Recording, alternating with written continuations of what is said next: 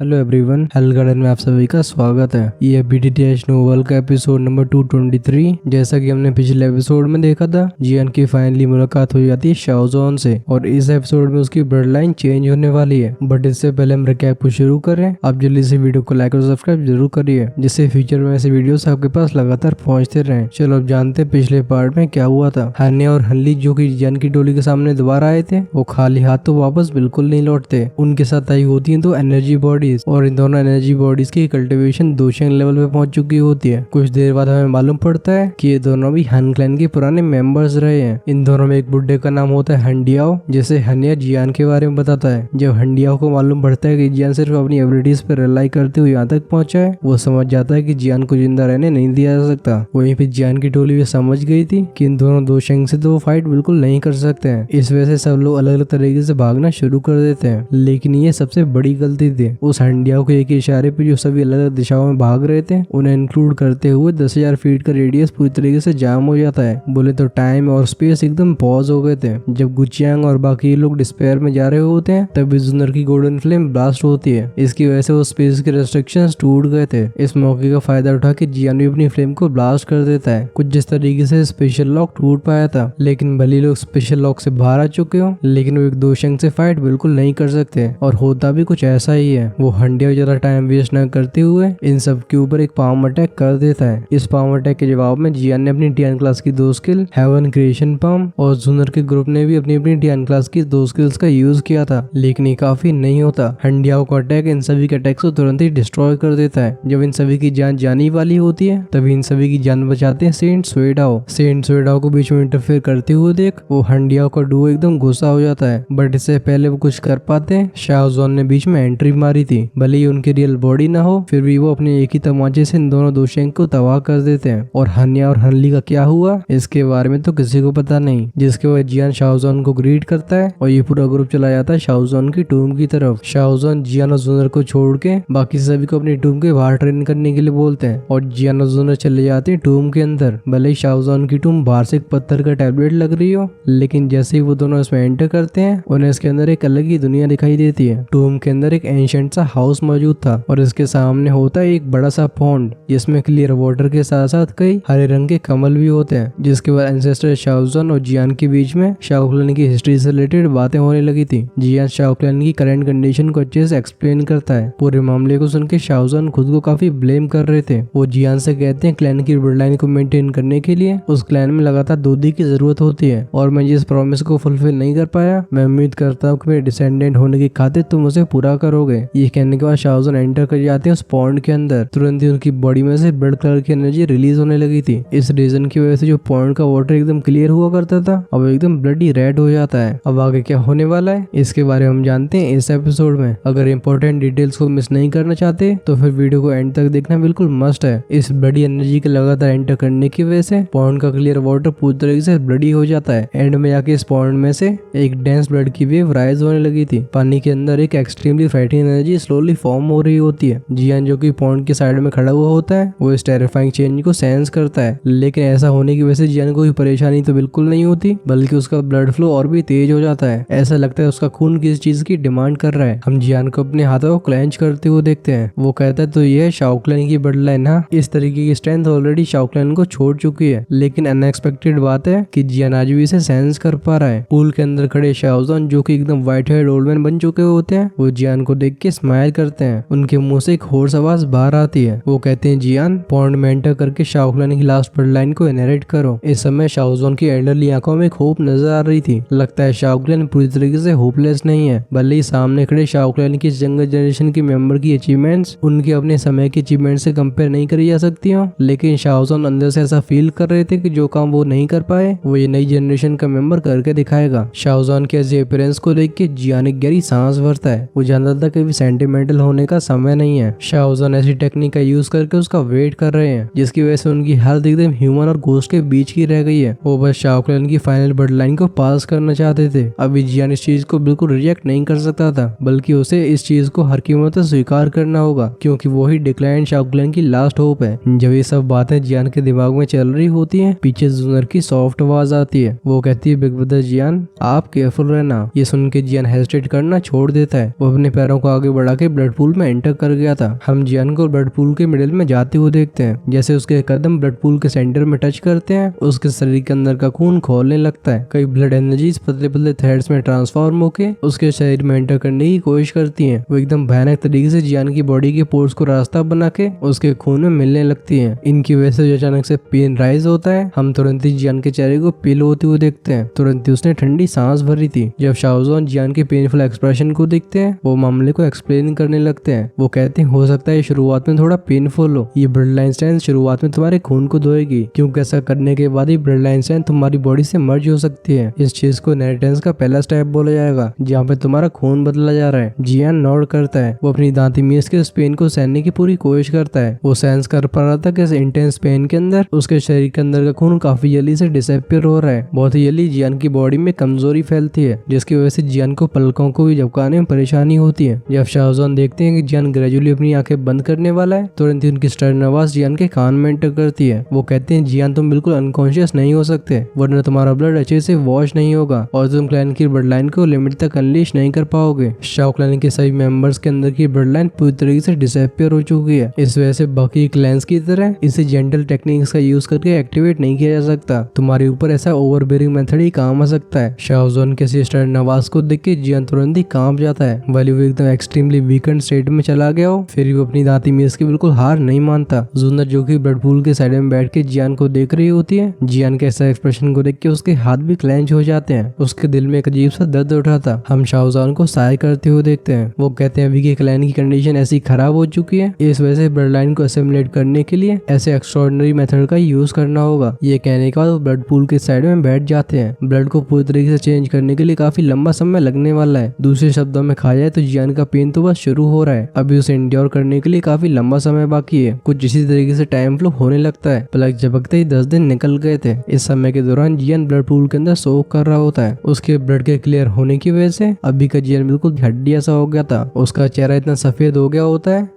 कि इसे देख के कोई भी डर सकता है। अगर नाक से सांसें बाहर नहीं आ रही होती तो जियान को कोई भी डैड मान सकता था। इन 10 दिनों में जूनर जो कि ब्लड पूल के साइड में बैठी हुई होती है, उसने पूरे सीन को ऑब्जर्व किया था। जूनर को ऐसा लगता है जैसे उसके दिल के ऊपर कोई ब्लेड चला रहा है। जियान को इस तरीके से हड्डियों के ढांचे में ट्रांसफॉर्म होते हुए देख जूनर की आंखें भी लाल हो चुकी थी। हालांकि थोड़ी दूरी पे बैठे शाओजॉन जो कि जियान को देख रहे होते हैं, उनका चेहरा भले ही काम लग रहा हो, लेकिन उनके दिल में चिंता भरी हुई थी। ब्लड को चेंज करना अपने रिस्क को प्रोसेस करता है, स्पेशली जिसका ब्लड चेंज हो रहा है उसे अपने सबसे वीक स्टेट में जाना पड़ता है। अगर किसी का मेंटल स्टेट स्ट्रांग ना हो तो उसके लिए सिचुएशन काफी डेंजरस हो सकती है, क्योंकि अगर वो इंड्योर नहीं कर पाता तो हो सकता है ब्लड को चेंज करते समय उसकी जान भी चली जाए। जब दोनों ही लोग अपने अपने कॉम्प्लिकेटेड एक्सप्रेशंस को लेके यहाँ पे वेट कर रहे होते हैं, 20 दिन के बाद ब्लड पूल में से एक एक्टिविटी होती है। ब्लड पूल की सरफेस पे कई बुलबुले इकट्ठे होने लगे थे, जिसके बाद वो फट जाते हैं। साथ में एक ब्लड कलर का स्वर्ल फॉर्म होता है। जियान जो कि एकदम हड्डियों के ढांचे जैसा लग रहा था, वो इस स्वर्ल के सेंटर में था। जब शाओजॉन सीन को देखते हैं, ऐसा लगता है उनके कंधे से बहुत बड़ा बोझ हट गया है। वो कहते हैं ब्लड चेंजिंग प्रोसेस सक्सेसफुल रही है। एक बार ब्लड लाइन स्ट्रेंथ को प्रोसेस करने वाला ब्लड जियान की बॉडी में एंटर करता है। ऐसा करने पे जियान को फाइनली शाओ क्लैन की लास्ट ब्लड लाइन मिल जाएगी। इन चेंजेस को विटनेस करने के बाद उनकी आंखों में रिलीफ फ्लैश हुई थी। उनकी दोनों हाथ फटाक से हैंडसीज को चेंज करने लगते हैं। ब्लड पूल में कई ब्लड कलर की लाइट शूट होती है। जैसे ही ब्लड लाइन ब्लड पूल में एंटर करती है, ऐसा लगता है ब्लड पूल ने कुछ सेंस कर लिया है। ये ब्लड पूल तुरंत ही बॉयल होने लगा था। इसमें से बबल्स लगातार राइज होते हैं। एट द सेम टाइम हमें ऊपर दिखाई देता है मिस्टीरियस और बड़ी लिक्विड। फाइनली जियान की बॉडी पे ऊपर चढ़ के उसके पोर्स को रास्ता बना के एंटर करने लगता है। इस मिस्टीरियस रेड लिक्विड के बॉडी में एंटर करने से जियान की वो सफेदी त्वचा तुरंत ही लाल होने लगती है। उसकी वो ड्राई स्किन भी रिकवर होने लगी थी। जैसे जैसे सिचुएशन बेटर होती जाती है, जूनर के दिल में एक रिलीफ फैलती है। वो सॉफ्ट आवाज में इंक्वायर करती है, एल्डर शाओजॉन, क्या तब आपने ब्लड पूल के अंदर और भी एनर्जी को सील किया था? क्योंकि अगर इस एनर्जी को बिग ब्रदर जियान की बॉडी अब्सॉर्ब कर लेती है तो उनकी स्ट्रेंथ राइज करने वाली है। शाओजॉन नॉड करते हैं। वो जूनर की तरफ देख के स्माइल करके बोलते हैं, मुझे पता है कि तुम क्या सोच रहे हो। ऐसी स्ट्रेंथ जिसे बाहरी फोर्सेस पर रिलाई करके हासिल किया गया हो, अगर इसे सही से कंट्रोल नहीं किया गया तो फिर जब जियान दोशेंग में एडवांस करने वाला होगा, उससे काफी परेशानियों का सामना करना पड़ सकता है। लेकिन जियान इस चीज को पहले जानता है। वो डेफिनेटली अपने लिए सबसे बेस्ट चॉइस को चुनेगा। हम बस उसके ऊपर बिलीव कर सकते हैं। जूनर चुपचाप से नॉड करती है। इस मैटर को लेकर वो काफी चिंता में होती है। शाओजॉन के द्वारा द्वारा छोड़ी गई एनर्जी काफी खतरनाक होगी। अगर जियान इस एनर्जी को पूरी तरीके से अब्सॉर्ब कर लेता है तो फिर एक ही इंस्टेंट के अंदर जियान की स्ट्रेंथ सीधा पीक डोजन तक पहुंच जाएगी। लेकिन अगर वो ऐसा करता है तो जब वो फ्यूचर में दोशेंग में एडवांस करने वाला होगा उसे बहुत ज्यादा कठिनाइयों का सामना करना पड़ेगा। लंबे समय के लिए स्ट्रेंथ बिल्कुल वर्थ इट नहीं है। खैर जुनर के दिमाग में चिंता बहुत ज्यादा बड़ी नहीं होती। जियान यूजुअली काफी रैशनल बिहेव करता है। जिस तरीके की जुनर की जियान की अंडरस्टैंडिंग है वो ऐसी भारी एनर्जी को लेकर काफी कॉशियस रहने वाला है। इस चीज को हम इस एग्जांपल से समझ सकते हैं कि भले एक शानदार एल्केमिस्ट होने के बाद भी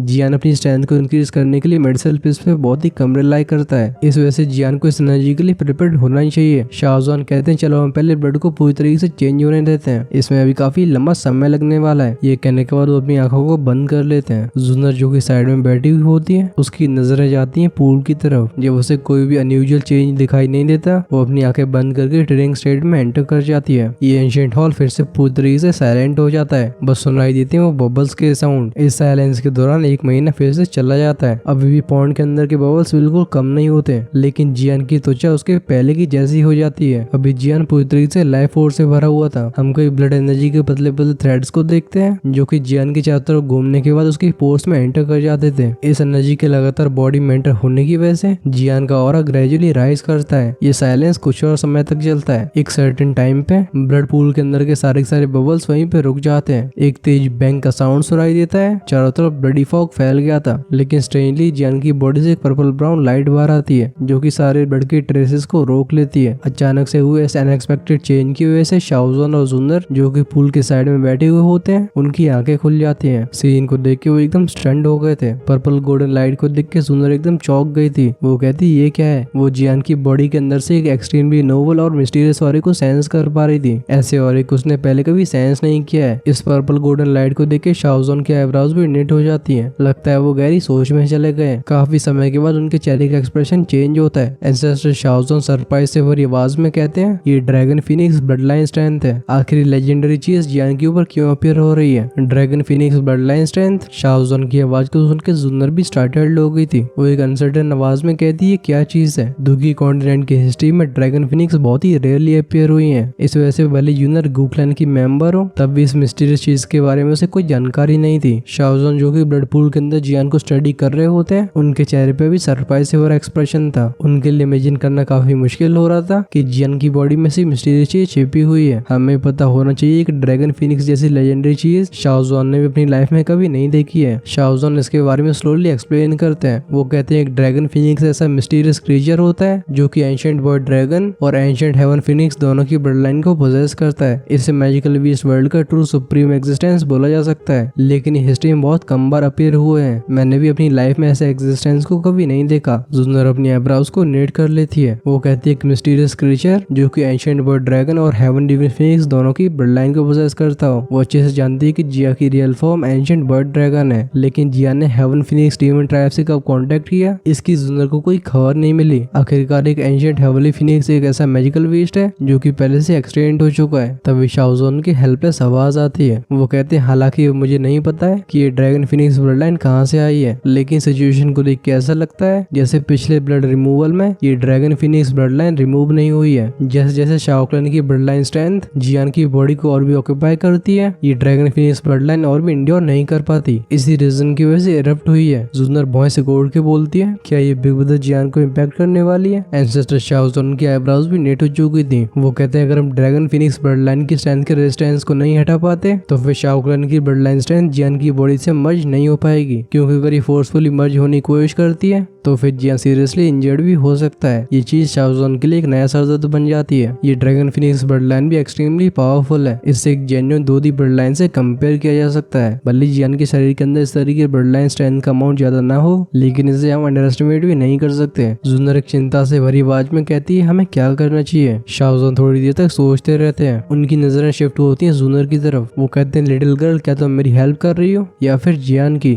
ये सुन के जुनर अपनी आंखों को रोल कर लेती है। वो बिना हेस्टेट करे बोलती है एल्डर शाओजन आपको जो भी हेल्प की जरूरत है प्लीज मुझे जल्दी से बताइए। शाओजन जुनर को इंटेंस तरीके से देखते हैं। वो कहते हैं मुझे थोड़ी सी गूगल की ब्लड लाइन की जरूरत है। अभी एंसेस्टर शाओजोन की आंखों में भी हीट आ चुकी होती है। वो एक्सप्लेन करते हुए कहते हैं, हाँ मुझे पता है दोनों क्लैन की ब्लड लाइन को मर्ज करना बहुत मुश्किल है। इस चीज को मैंने पहले पर्सनली एक्सपीरियंस किया था, लेकिन प्रिसाइसली क्योंकि मैं इसे एक्सपीरियंस कर चुका हूँ इस वजह से मुझे मालूम है कि आखिर खराबी कहाँ पे है। दोनों ही ब्लड लाइन एक दूसरे के ऊपर हावी होना चाहती है, लेकिन अभी चीजें डिफरेंट है। इस ड्रैगन फिनिक्स ब्लड लाइन की स्ट्रेंथ दूसरी ब्लड लाइन से बिल्कुल इंफीरियर नहीं है। अगर हम इसे एक मेडिसिन आइटम की तरह यूज करें तो इसकी हेल्प से शाओ क्लैन और गू क्लैन की ब्लड लाइन को मर्ज किया जा सकता है, और तो ऐसा करने से जो dragon phoenix blood line problem को क्रिएट करती है वो भी रिजॉल्व हो जाएंगी। ब्लड लाइन को मर्ज करना भली जूनर चाहे कितनी भी काम रहती हो, लेकिन अभी शाओजोन के शब्दों को सुन के उसका एक्सप्रेशन भी चेंज हो गया था। ब्लड लाइन स्ट्रेंथ को हर एक क्लैन के अंदर हाईएस्ट सीक्रेट माना जाता है। वो डेफिनेटली इसे आउटसाइडर को ऑब्टेन नहीं करने दे सकते, स्पेशली जब ये दोनों दूसरी ब्लड लाइन्स हो। ये दोनों ही हमेशा अपोजिशन में खड़ी होंगी। इन्हें मर्ज करना इम्पॉसिबल है। अगर कोई फोर्सफुली इन्हें मर्ज करने की कोशिश करता है तो फिर रिजल्ट्स काफी सीरियस हो सकते हैं। लगता है एंसेस्टर शाओजोन को समझ में आ गया था कि जूनर के दिमाग में क्या थॉट्स चल रहे हैं। वो अपने सिर को हिलाते हुए एक्सप्लेन करते हुए बोलते हैं, मुझे पता है कि ये विचार एकदम पागलपन से भरा है। मैंने पहले ऐसा कुछ करने की कोशिश करी थी क्योंकि मुझे ऐसा लगता था कि दूसरी ब्लड लाइन को पोजेस करने से आगे आने वाले डिसेंडेंट्स पावरफुल पैदा होते हैं, लेकिन मुझे लगता है इस ब्लड लाइन इनहेरिटिंग में कई चीजें मिसिंग जा चुकी हैं। प्रिसाइसली ये जो चीज गायब हो चुकी है इसी की वजह से अभी के एंशिएंट क्लैंस के वो डिसेंडेंट्स दूसरी क्लास में ब्रेक थ्रू नहीं कर पा रहे हैं, और तो प्रोसेस और भी डिफिकल्ट हो जाती है। इस चीज के बारे में मैंने पहले एक्सपेरिमेंट्स करे थे, लेकिन अंत में जाके मुझे फेलियर का सामना करना पड़ा। उस समय के बाद मैंने इस चीज को दोबारा मेंशन भी नहीं किया, लेकिन शायद ये अपॉर्चुनिटी अब सामने आ गई है। जूनर सबसे पहले देखती है एल्डर शाओजोन के चेहरे को, जिसके बाद उसकी नजरें गई थी जियान के ऊपर जो कि ब्लड पूल के अंदर था। जियान की आंखें बंद होती हैं। वो काफी हेजिटेशन के बाद फाइनली एक सॉफ्ट तरीके से साय करती है। जूनर कहती है, एल्डर शाओजोन आप कितने कॉन्फिडेंट हो? शाओजोन दो शब्दों में रिप्लाई करते हैं। वो कहते हैं 80%। ये सुन के दोबारा से जूनर के चेहरे पे हेजिटेशन फ्लैश होता है। कुछ समय के बाद अपनी दाती मीस के नोट करती है। जूनर कहती है, अगर ऐसी बात है तो फिर मैं एल्डर शाओजोन आपकी बात को मानूंगी। जूनर को एग्री करते हुए देख एल्डर शाओजोन सीरियस तरीके से अपने हाथों को कव करते हैं। वो डीप आवाज में कहते हैं, मैं पूरे शाओ क्लैन को रिप्रेजेंट करते हुए तो मैं धन्यवाद बोलता हूँ। एंसेस्टर शाओजोन की ऐसी पोलाइटनेस को देख के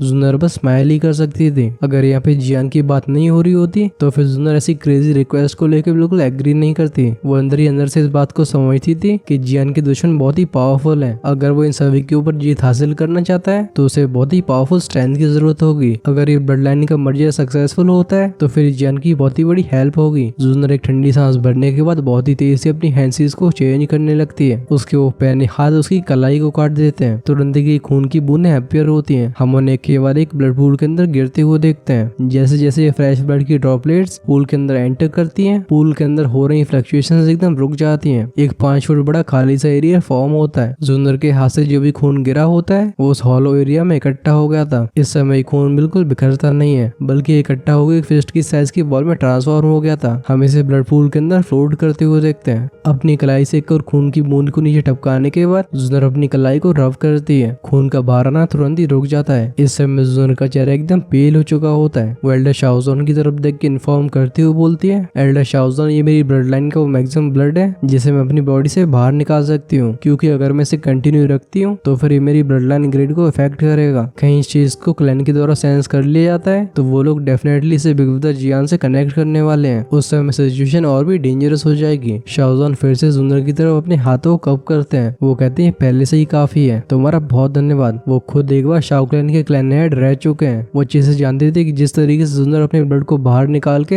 अपनी ब्लड लाइन को जियान को दे रही है, ये इसके लिए कितना बड़ा रिस्क है। भले ही ब्लड लाइन स्ट्रेंथ काफी कम लग रही हो, लेकिन इसे रिप्लेनिश करने के लिए जूनर को 2 साल ट्रेन करना होगा। ये आसान सच में काफी ज्यादा बड़ा है। जूनर अपने सिर को हिलाती है। उसकी प्रिटी आंखें देखती हैं ब्लड पूल की तरफ। अभी भी जियान की आंखें बंद थी। ये सुन के जूनर के चेहरे पे एक जेंटल सी स्माइल आ जाती है, लेकिन वो कुछ भी नहीं कहती। शाओजोन अपनी दाढ़ी को सहला के हंसते हुए बोलते हैं, तुम्हें पहले आराम करना चाहिए। तुम बाकी सभी चीजों को मेरे ऊपर छोड़ सकती हो। रिलैक्स, में तुम्हें और भी परफेक्ट बिग ब्रदर जियान को वापस करूंगा। ये कहने के बाद उनकी नजरें फिर से ब्लड पूल की तरफ चली गई थी। उनके दोनों हाथ लाइटिंग स्पीड से हैंडसीज को चेंज करने लगते हैं। एल्डर शाओजोन तेज आवाज में कहते हैं, एग्लमरेट। जैसे एंसेस्टर शाओजोन के मुंह से आवाज बाहर आती है, ब्लड पूल बहुत ही तेज से रोटेट करने लगता है। पानी के तेज घूमने की वजह से उसमें से विस्लिंग साउंड्स बाहर आते हैं, लेकिन पानी का एक ड्रॉप भी बाहर नहीं आता। जियान इस पूरी स्वर्ल के बीच में खड़ा हुआ होता है। इस समय उसकी बॉडी किसी पत्थर की मूर्ति जैसी लगती है। जैसे जैसे ब्लड पूल की रोटेशन स्पीड बढ़ती जाती है वो पर्पल गोल्डन लाइट जो कि जियान के ऊपर थी ऐसा लगता है जैसे उसे कुछ चीज सरप्राइज कर रही है। हम उसे ग्रेजुअली डिम होते हुए देखते हैं। जब ये पर्पल गोल्डन लाइट डिम हो रही थी एक आधे फिस्ट के साइज की ब्लड की बॉल रोटेट हो रहे ब्लड से शूट होती है। ये तुरंत ही पर्पल गोल्डन लाइट बैरियर को तोड़ के जियान के सीने से जा टकराई थी। जिस मोमेंट में ऐसा होता है हम उस ब्लड बॉल को बहुत तेजी से जियान के शरीर से मर्ज होते हुए देखते हैं। उस ब्लड बॉल के सेक्शन की वजह से अचानक से जियान की बॉडी ट्रेम्बल होने लगती है। उसकी त्वचा में से कई ब्लड सिंबल्स बाहर आने लगे थे। पलक झपकते ही जियान पूरी तरीके से लाल हो जाता है। जियान की ऐसी कंडीशन को देख के जुनर का चेहरा तुरंत ही पेल हो गया था, लेकिन शाओजॉन लगातार अपने ध्यान को मेंटेन करते हैं। उनके हाथों की हैंडसीज फिर से चेंज होती है। वो जो तेजी से रोटेट हो रहा ब्लड पूल होता है वो लगातार जियान की बॉडी की तरफ शूट होने लगता है। हर बार जब भी कोई ब्लड का फाउंटेन कांटेक्ट करता था वो अजीब तरीके से जियान की बॉडी के अंदर अब्सॉर्ब हो जाया करता था। जब उसके शरीर के अंदर ये दोनों वायलेंट ब्लड एंटर करते हैं दोनों ब्लड लाइन स्ट्रेंथ एक दूसरे को इरोड करके अपने आप को डोमिनेट साबित करने लगती हैं। ऐसी ऑल आउट बैटल को देख के तो ऐसा लगता है कि जब तक दूसरी पार्टी पूरी तरीके से डिस्ट्रॉय नहीं हो जाती इन दोनों में से कोई भी शांत नहीं होने वाला।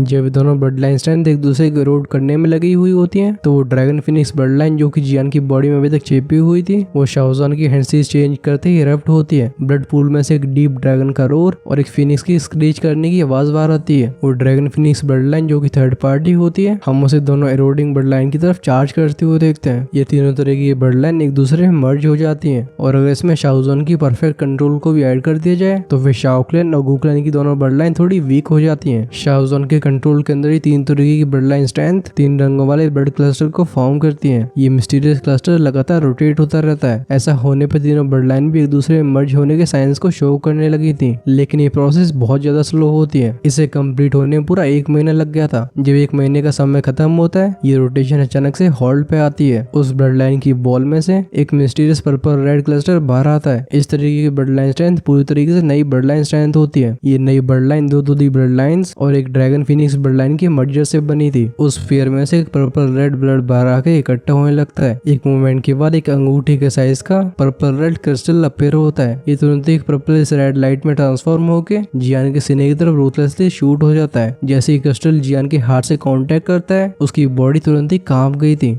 लेकिन अच्छी बात यह है कि क्रिस्टल मिस्टीरियस तरीके से जियान के हार्ट से मर्ज हो जाता है। इसके मर्ज हो जाने के बाद जियान के हार्ट में से एक पर्पल लाइट बाहर एमिट होती है। अब जियान की धड़कन एकदम पावरफुल लगती है। जब भी क्रिस्टल जियान के सीने की तरफ शूट हुआ था बैंग साउंड के साथ ये ब्लड पूल एक्सप्लोड हो जाता है। इसकी वजह से ब्लड फॉग चारों तरफ फैला था। हम इसे पूरे हॉल को कवर करते हुए देखते हैं। जुन्नर जो कि ब्लड पूल के साइड में बैठी हुई होती है, जब ये ब्लड फॉग उसके 5 मीटर के रेडियस में आया था हम इसे ऑटोमेटिकली डिसअपीयर होते हुए देखते हैं, लेकिन इसे जुन्नर की नजरें बिल्कुल डिस्टर्ब नहीं होती। उसकी आंखें लगातार पूल के अंदर की जियान को देखती हैं, जिसने अब भी अपनी आईज को खोला नहीं है। एंग्शियसनेस की वजह से जुन्नर के हाथ टाइट हो चुके होते हैं। तभी साइड में बैठे शाओजॉन के चेहरे पे एक रिलीफ वाला एक्सप्रेशन आता है। अभी वो अपने दोनों हाथों को रगड़ रहे होते हैं। उनकी आंखों में एक नेक्स्ट लेवल की खुशी थी। वो बड़बड़ाते हुए बोलते हैं सक्सेस, ये सच में सक्सेसफुल रहा। शाओजॉन के ऐसे एक्साइटमेंट को देख के जुन्नर की थोड़ी चिंता कम हो जाती है। वो चिल्ला के कहती है एल्डर शाओजॉन। जुन्नर की आवाज को सुन के एल्डर शाओजॉन तुरंत ही अपनी कामनेस को रिकवर करते हैं। उनके चेहरे पे ऐसी स्माइल आती है जैसे अब उनका इस दुनिया से कोई वास्ता ही नहीं है। वो कहते हैं सक्सेस, तीनों ब्लड लाइन सक्सेसफुली मर्ज हो चुकी है। जुन्नर का चेहरा जो कि पिछले 1 महीने से लगातार टेंशन में था फाइनली एंसेस्टर शाओजॉन के शब्दों को सुन के उसके चेहरे पे इंजेंटिंग स्माइल रिवील होती है। उसके दिल के ऊपर का पत्थर भी हट जाता है। पिछला महीना लगातार ठोकरों से भरा हुआ रहा है। भले ही उसका रिजॉल्व चाहे कितना भी अच्छा हो, लेकिन हर एक बदलाव के साथ उसे चिंता होने लगती थी। अगर इस प्रोसेस के दौरान कोई भी चीज गलत हो जाती है